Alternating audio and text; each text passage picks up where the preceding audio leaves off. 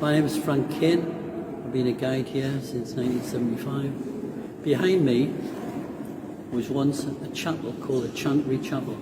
Those of you that have been to Spain or Italy or France will probably recognise chapels around the churches which are blocked in with iron railings.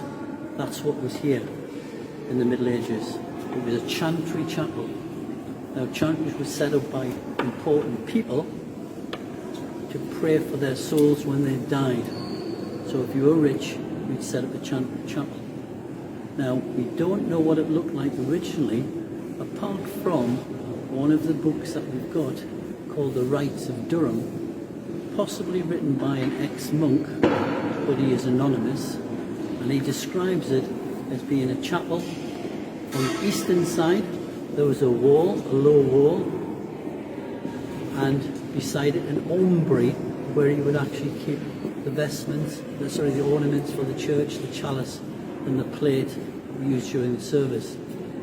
To the western side was a low wall and some iron railings. And the whole of the north side was, in the words of whoever wrote the Rites of Durham, environed with iron. So iron railings surrounded this bay and the next bay. Now they are the Neville family. We've got Ralph Neville in the most easternmost bay, and this behind me is John Neville. Now they were the Prince Bishop's soldiers, generals if you like, who managed to defeat a large Scottish army in 1346 at the Battle of Neville's Cross. The Neville's Cross is only about a mile and a half away, and apparently the monks watched the battle from the top of the building and were cheering and waving flags like football supporters. Some of these flags were actually some of the articles of clothing from Cuthbert. Now, at the end of the battle, the Scots were heavily defeated. Their king, King David, was captured, held ransom for 11 years before he was allowed to be released, at a cost in modern terms of £62 million. So he must have been a very important person. When they died, father and son were allowed to be buried in the cathedral. Originally, John was buried in front of the Jesus altar, which was at the eastern side of the nave. And then in 1417, he was moved into this specially built chapel. Now these were very important people, the Nevilles.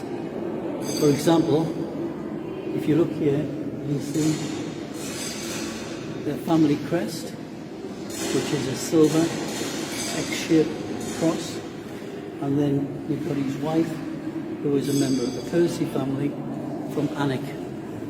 So very important people.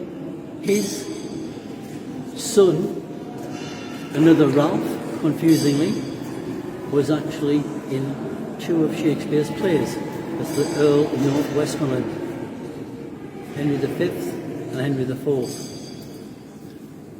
John's granddaughter, Cecily Neville, was the mother of Richard III. He also had a son, a grandson, who was Bishop of Durham.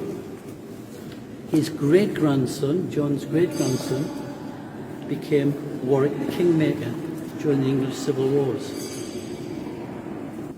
These tombs have been grossly disfigured.